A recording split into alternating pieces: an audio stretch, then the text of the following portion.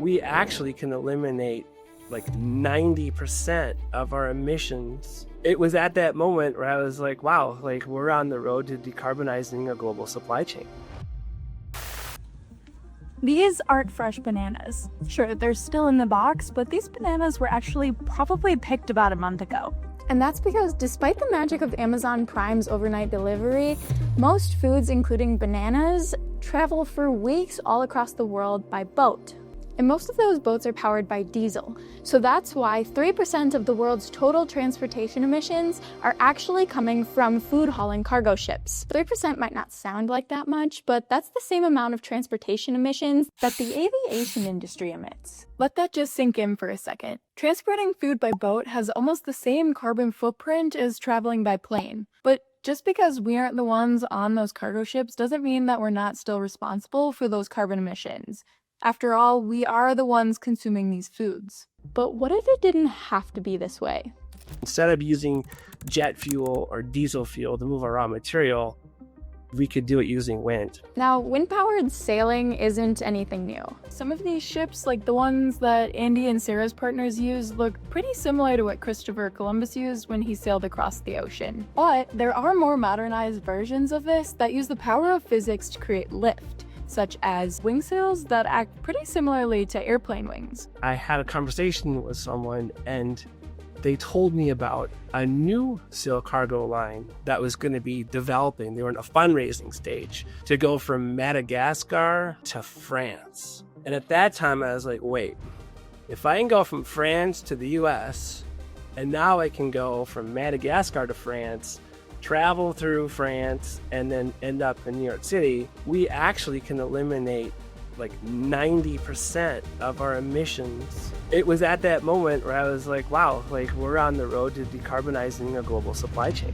There's the right conditions for like emissionless mochas, emissionless vanilla lattes. I mean, there's no reason why, as a society, as consumers, right, of natural foods in this market, that we can't kind of combine forces and get to the point where we're actually consuming part of our calories in an emissionless world. And this emissionless coffee world that they're envisioning is one that they're actually helping to build right now.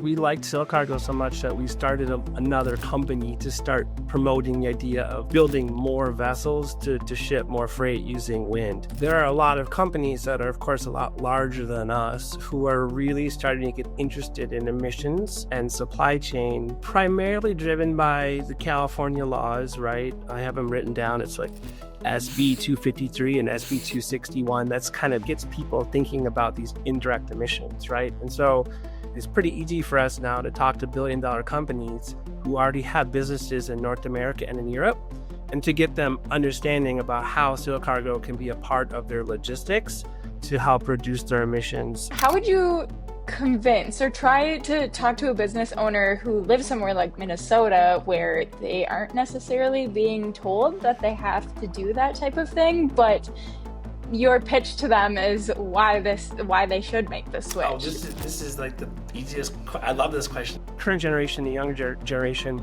sees items like global warming as being super, super important, and I think they're going to be willing to look at alternatives and look at new companies who may start small but who may get very big, because they're starting to address really key cornerstone issues in supply chain and providing products that actually, are solutions to problems that are very apparent right now. This spring, we had the opportunity to meet the founders of Grain to Sail, who are our French partners, and they're the ones that have the sailboat. And what they say is they don't just want to eliminate carbon emissions, they want to kill it. So this idea of 90% reduction in carbon emission is exactly the way that we think we should be thinking about this, because we don't have time or why, in like 5% emission or like reduction or 10%. Let's just go for it. So here's what this all points to.